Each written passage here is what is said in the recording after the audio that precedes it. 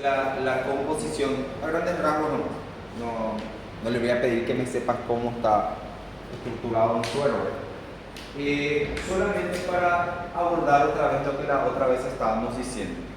¿Se acuerdan que la última vez, perdón, cambié mi computadora, no cambié, acerca de la composición de los suelos? Están los cristaloides, entre lo que nosotros más utilizamos es la solución fisiológica, que es prácticamente cloruro de sodio al 0,9%. Luego tenemos, fíjense, tenemos el Ringer lactato, ¿sí? Luego tenemos lo que son las soluciones hipertónicas y los coloides. Dentro de los coloides, recuérdense que los coloides, ¿qué era lo que tenían en su composición? Siempre van a tener compuestos bastante pesados. Tienen, por ejemplo, albúmina. La albúmina es algo bastante pesada que no va a pasar fácilmente hacia el tercer espacio. ¿Se acuerdan que yo les dije que una de las cosas que no tenían que utilizar con los pacientes quemados era justamente composiciones de albúmina? ¿Por qué no teníamos que utilizar con los pacientes quemados las composiciones con albúmina? Porque era, ¿sí se acuerdan? Sí, no. Por la presión que ejercía hacia adentro, la presión de los líquidos hacia adentro y no hacia afuera, por eso. Fíjense, es eso, pero recuérdense que nosotros cuando tenemos una quemadura, recuérdense que había justamente alteración de la permeabilidad y había salida de líquido al tercer espacio. Si nosotros le hidratamos al paciente con proteínas, las proteínas ¿dónde pasan? Al tercer espacio. ¿Qué va a pasar con el paciente? En vez de hidratarse y cargarse, ¿qué va a pasar? Muy bien, se va a deshidratar mucho más. Por eso, ¿qué utilizamos con el paciente? Exactamente, suero fisiológico, ¿sí? ¿Por qué no podíamos utilizar tanto el Ringer lactato con los pacientes que estamos cargando? Y más todavía en los quemados, porque en el libro al menos dice, porque siempre hay una contradicción ahí entre qué suero utilizar, pero se dice que en los pacientes a quienes se les carga justamente el Ringer lactato altera demasiado el pH de la sangre, le vuelve muy acidótico con el tiempo. Entonces vos le cargas y le estás llevando a una acidosis. Es como un estudio que se hizo. Entonces por eso es que las cargas se hacen con suero fisiológico, pero se mantienen con Ringer lactato. ¿Ok? Súper. Muchísimas gracias porque en serio... Se mantém com gotejamento menor. Sí, así. Bem menor. Súper. ¿Sabe por qué? Porque vos ya le cargaste a tu paciente. Ya no necesitas cargarle, entonces solamente le vas a mantener con un suero. ¿Sí? Súper. Gracias, Pablo.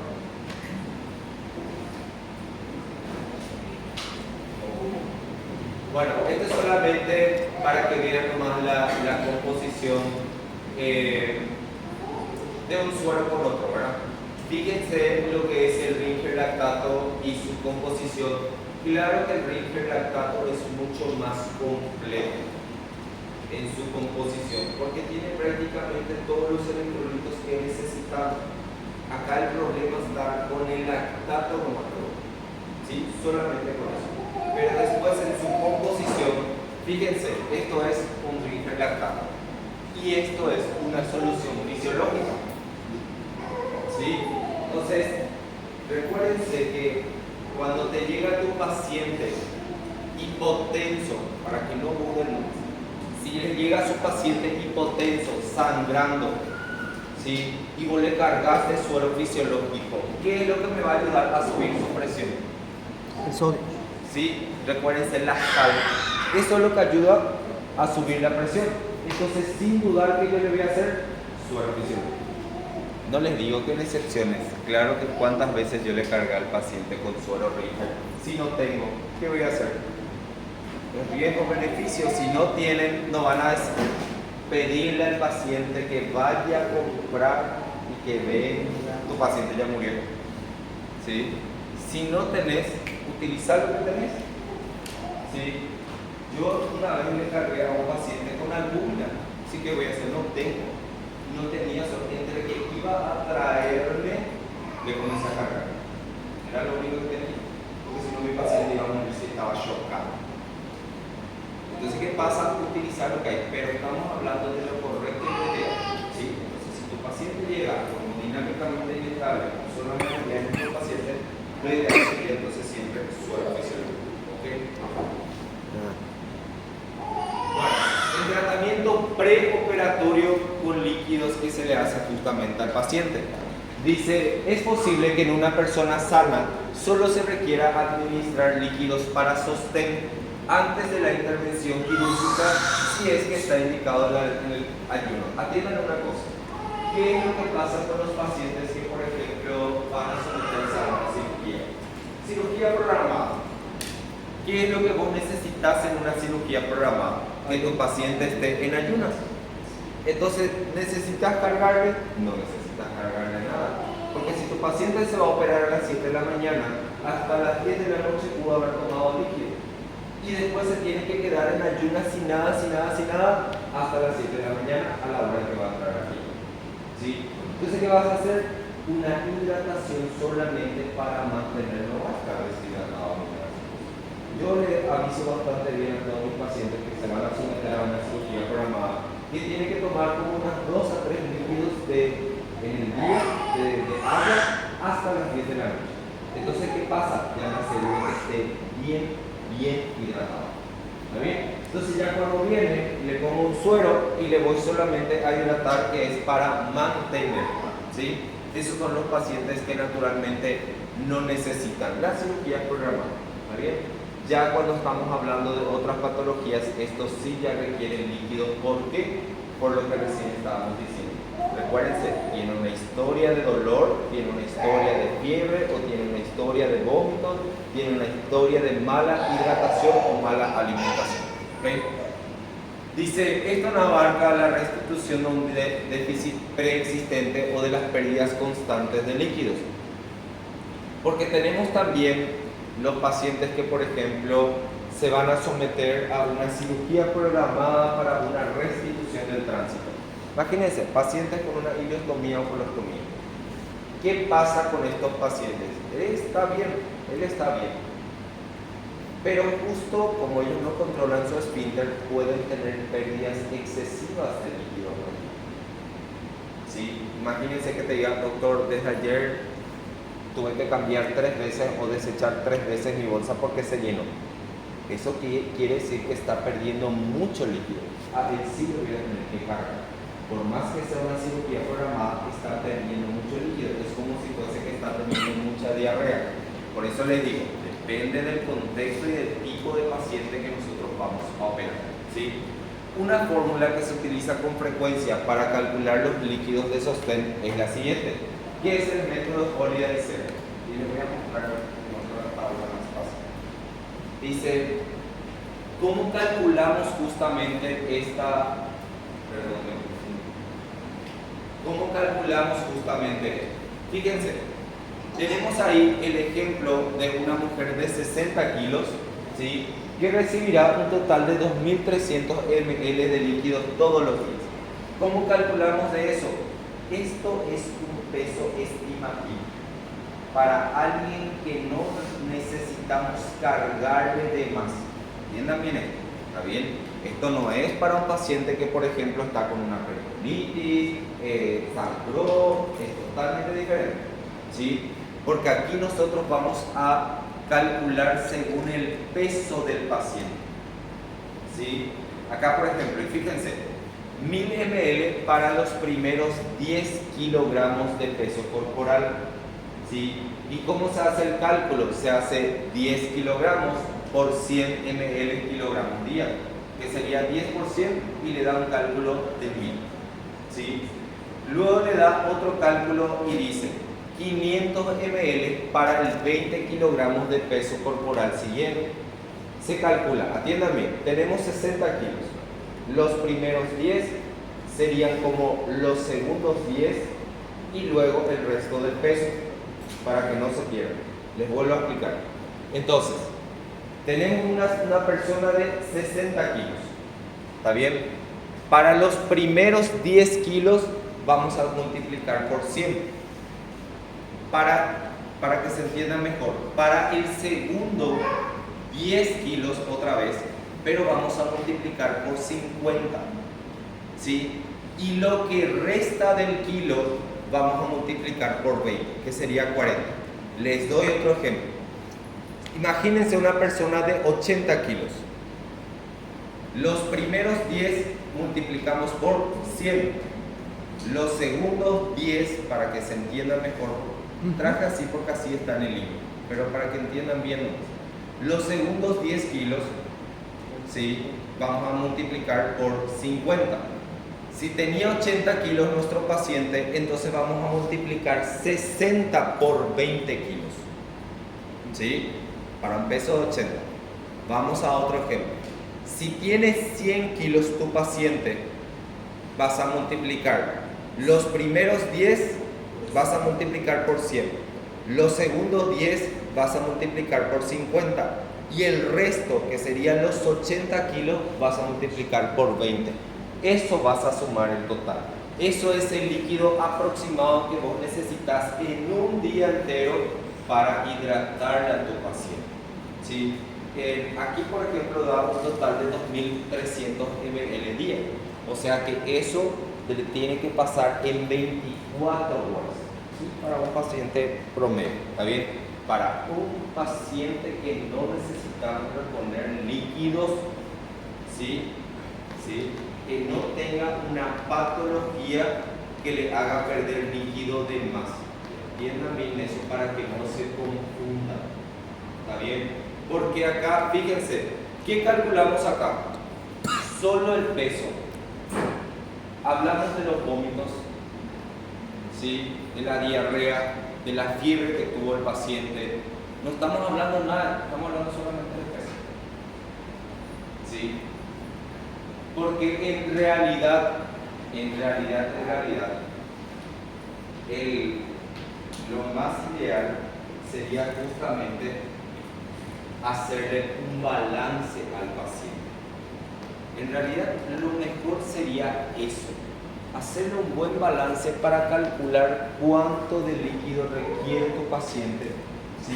Cuánto vos le vas a pasar de líquido. Fíjense, una estrategia alternativa es reponer las pérdidas de aguas diarias calculadas en orinas, heces y pérdidas insensibles con solución salina hipotónica y no con agua solar. Fíjense, ¿por qué un balance? Los balances te sirven demasiado porque vos tenés que saber, o sea, vas a calcular cuánto el paciente metió de líquido en el cuerpo y cuánto salió en total, calculando todo desde lo que sería su hidratación, su ingesta, pérdidas insensibles, orinas, heces, todo eso tiene un valor. Atiendan bien. ¿Qué es lo que pasa en el preoperatorio del paciente? No da para hacer un cálculo, no da para hacer un balance. Porque el paciente no te va a decir oriné 1000, oriné 2000. No te va a decir, el paciente a veces no sabe ni siquiera qué vomitó. Entonces no te va a poder decir eso. Entonces va a ser muy difícil calcular justamente lo del paciente. Atiendan bien con respecto al peso. Atiendan bien el cálculo que recién vimos. Eso es un estimativo de lo que el paciente necesita en 24 horas. Estamos hablando de algo que se le pueda hacer preoperatorio. Porque aparte de cargarle al paciente, que yo tenía que controlar, el paciente ya vino, ya está con ustedes en la urgencia y ustedes calculan, pónganle que le salió 2.300 ml de líquido. Es un cálculo por su peso, pero tu paciente está con una peritonitis. Entonces, yo le voy a cargar esto porque yo calculé por su peso, porque es la única forma que yo tengo para calcular ahora. Pero ¿qué más yo tengo que controlar para seguir cargándole al paciente? Los egresos.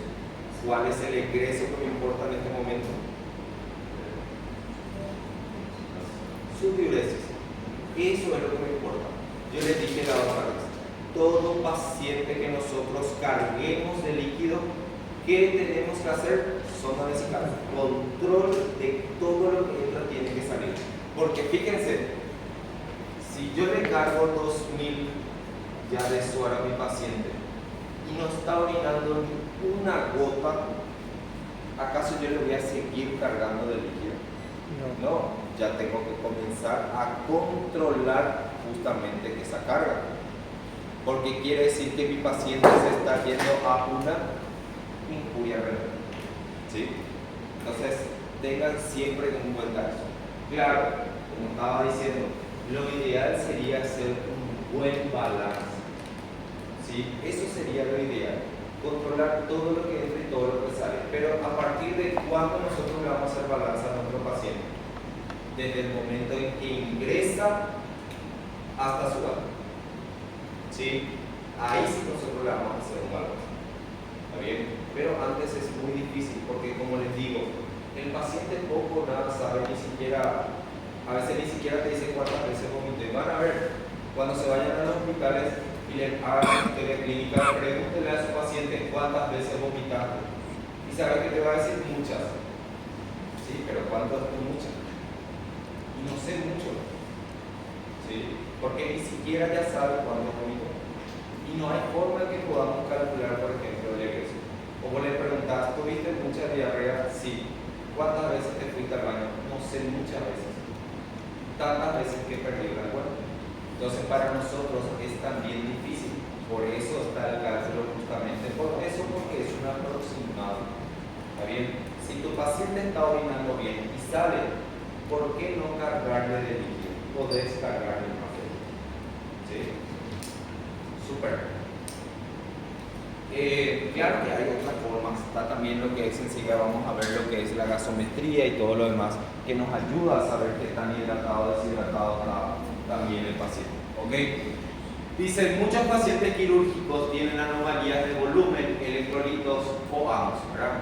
Deben considerarse los déficits de volumen en enfermos que presenten pérdidas gastrointestinales obvias como emesis o diarrea, que es lo que estamos hablando, los vómitos o las diarreas que el paciente pueda llegar a presentar.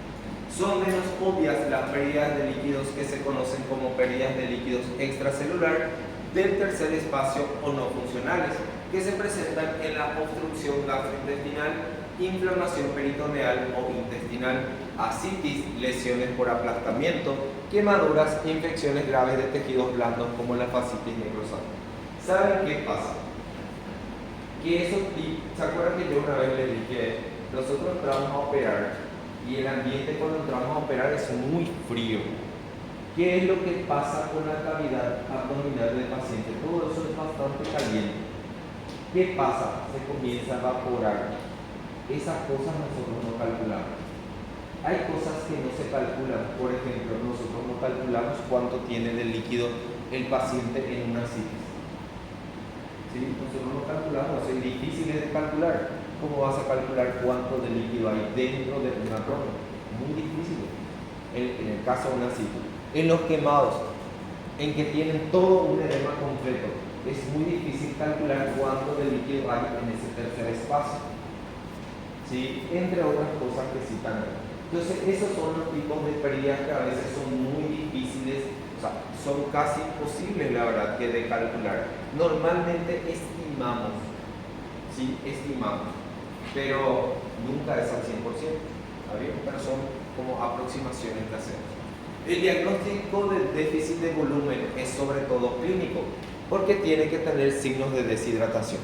Si un paciente viene, vamos a nuestro ejemplo de algo que vemos todo el tiempo. ¿Cómo yo sé que este paciente, imagínense que viene un paciente con una hemorragia digestiva, y cómo yo sé que este paciente ahora está sangrando? ¿Cómo yo le voy a ver al paciente? ¿Cuáles son las características? ¿Cómo me va a indicar justamente que este paciente ahora está sangrando? ¿La cianosis? ¿La cianosis? Una de las cosas, a ver después, la palidez, Taquicardia. Otra cosa, potención, alteración justamente del llenado capilar. Otra cosa, súper. Algo más fácil. ¿Anemia? Aparte de la palidez, aparte de la cianosis, ¿qué más nos tiene que llamar la atención? Deshidratación. el paciente va a estar con la boca seca, la lengua seca, exacto, porque está perdiendo líquido. Entonces el paciente, como está seco, y el paciente te viene, así mismo como dijeron, pálido, suele estar cianótico, frío, seca hasta la mucosa, ¿sí? Entonces ahí ustedes ya ven, este paciente está sangrando ahora, ¿sí? Porque esto es lo que nos lleva a justamente darnos cuenta de que el paciente está sangrando si está deshidratándose, ¿sí? Y son los pacientes que, por ejemplo, también vienen por mucha diarrea. ¿Cómo está? Seco, ¿sí? Va a estar seco. Siempre tienen que fijarse en el paciente y mirar, por ejemplo, la boca. Miren la mucosa del paciente, pídenle que saque su lengua. Van a ver esa lengua seca, blanca. Y si tu paciente está seco, ¿por qué no toma líquido? Porque está deshidratado o está perdiendo líquido en algún lugar. Esas son las cosas que nos tienen que llamar la atención. ¿Saben por qué? Porque el paciente, cuando ingresa, voy a poder ver eso. Entonces, ¿qué pasa? Yo siempre digo que la historia clínica luego comienza desde el momento que el paciente cruza la puerta. Desde ese momento ya comienza tu historia clínica, su posición, su forma de caminar, la actitud que toma. Sí, voy a poder ver la palidez que tiene, porque una cosa es cuando está caminando, otra cosa es cuando ya está aquí. Sí, voy a poder ver todo eso mientras está viniendo. Sí, entonces todas esas cosas les tienen que llamar la atención a ustedes, pero por sobre todo la deshidratación que presenta. ¿Sí? Esto es solamente un cuadro de las patologías que pueden presentar de acuerdo a los sistemas. Déficit, que puede llevar a déficit de volumen, ¿verdad? O a un exceso en el volumen de líquido en el cuerpo, ¿verdad? Antes de la operación deben corregirse los déficits de volumen agudo lo más pronto posible, porque eso es lo que tenemos que hacer justamente. Ya lo que habíamos hablado. Antes de la cirugía, yo les dije, si ustedes tienen un paciente con un abdomen agudo quirúrgico, ¿cuál es lo más importante y lo más rápido que tenemos que hacer? Reponer líquido. ¿Por qué tenemos que reponer líquido? ¿Por qué es importante cargarle a tu paciente que se va a operar? Para que no tenga un shock. Para que no tenga un shock Uno de esos, hipovolémico. otra cosa. Por eso, ¿pero por qué? Porque va a perder una gran cantidad de sangre al momento de la cirugía. Aparte de eso, tu paciente en la anestesia te va a parar, te va a morir. Cerca. Recuérdense una cosa. Si tienen que pensar nomás en qué está haciendo el cuerpo para poder mantener toda esta deshidratación o esa sangre. ¿Se acuerdan que yo les dije que la sangre circula lento? Pero gracias a qué circula, ¿sí? A la vasoconstricción que está haciendo. Si yo le cargo de líquido, la sangre va a comenzar a girar nuevamente. ¿Qué pasa con la anestesia? Vos le haces una anestesia al paciente y ¿qué pasa con el paciente? ¿Qué va a pasar con toda la sangre? Y el paciente para. Murió.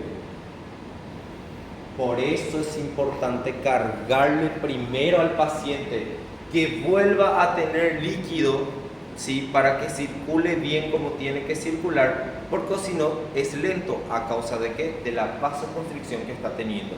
Que cuando se induce la anestesia, el paciente para ahí, ¿sí? Porque se relaja todo. Entonces, por eso es muy importante cargarle al paciente antes de operar. Vamos, estamos hablando de causas extremas. Si tengo un paciente cuchillado en el corazón, no tengo que estar saliendo su intestino, obvio no le voy a cargar antes. ¿Sí? Parece mal. O sea, me río porque ya sucedió. Entré a la guardia así y le encuentro así al paciente con una herida por arma blanca que tenía su gasa y se le estaba hidratando antes de una paciente que estaba por ahí cargando eso. Entonces, sí es importante para la cuerda de emergencia. Recuerden que un paciente que está sangrando, sí, tridente, cuchillado, baleado, es mucho más. Todavía no hay tiempo para eso. Dice, una vez que se diagnostica indica un déficit de volumen, se inicia la restitución rápida de líquidos con una solución cristaloide isotónica, y es lo que justamente estábamos diciendo, que puede ser suero fisiológico, ¿sí? Que sería lo más seguro. Los pacientes con signos cardiovasculares de déficit de volumen deben recibir un bolo de 1 a 2 litros de líquido isotónico, seguido de una infusión continua. Restablecimiento de los signos vitales, conservación de una diuresis adecuada, que es lo que nosotros buscamos. ¿Cómo vos sabés que tu paciente realmente ya se está estabilizando? No solamente con los signos vitales, sino que con el restablecimiento también de los demás sistemas. Y una de las cosas que nosotros observamos bastante es el paciente que comienza a orinar. ¿Sí? Porque ¿qué quiere decir? Que estamos teniendo buena respuesta al líquido que le estamos dando. ¿Sí? Eso quiere decir que el cuerpo está respondiendo. Porque uno de los mayores problemas que tenemos es cuando el paciente llega muy descompensado y puede cargar de líquido y no puede orinar. ¿Dónde se va a ir todo el líquido que le estás cargando? A su pulmón. Y le agregas otro problema. Estando con su injuria renal, le sobreagregas líquido a su pulmón y chao paciente. ¿Sí? Pero, claro, a veces, por ejemplo, no tenemos otra opción más que cargarle al paciente. El domingo pasado, por ejemplo, tuvimos una pareja que se accidentó, marido y mujer. La señora que llegó muy mal, llegó en paro, ya mal. Le instalamos una vesical, salió 50 cc de suero, de orina. ¿Qué vamos a hacer? Y nada. Le cargamos líquido. Doble vía periférica, suero, goteo de loma, sangre. Le cargué todo lo que podía. Vivió 2 horas y media más. Después ya, no había forma. No había forma, no, porque ya llegó el paro, le sacamos, volvimos a tratar. Es muy mal, sí, llegó muy mal. Pero ¿qué pasa? ¿Cuándo orinó aparte de eso? Nada. Nada no orinó. Es que al instalarlo en la zona vesical le digo, creo que fueron 50 o 100, si mal no recuerdo. De ahí, nada. ¿Pero qué voy a hacer? No puedo hacer nada y le tuve que encargar. Joven encima, creo que tenía 38 años. 48. Pero era muy joven, entonces líquido, sangre, plasma, le puse todo lo que podía. Igual que dice, dice, con el déficit de volumen, cursa con anomalías electrolíticas sintomáticas, es necesario corregirlas. El tratamiento transoperatorio de líquido. Sí, perdón. Dice, con la inducción de la anestesia se pierden los mecanismos compensadores y se presenta lo que corresponde a la hipotensión, que es lo que ya le estaba explicando. ¿Sí? Dice, es posible evitar la inestabilidad termodinámica si se corrigen las pérdidas de líquidos conocidas, se restituyen las pérdidas en curso y se proporciona el tratamiento adecuado con líquido de sostén en el periodo preoperatorio. Porque eso es lo que tenemos que hacer. No hablamos de un paciente que, claro, ¿qué es lo que dice ahí? Y aquí también esto que estábamos diciendo como ejemplo con respecto a lo que dice ahí.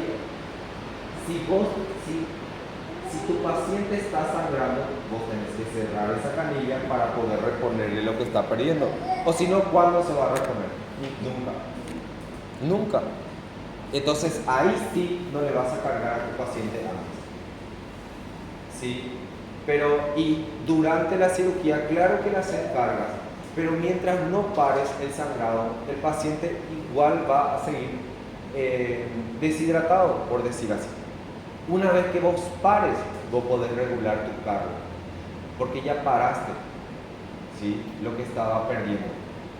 Aparte de eso, recuérdense también algo muy importante. Vos le podés cargar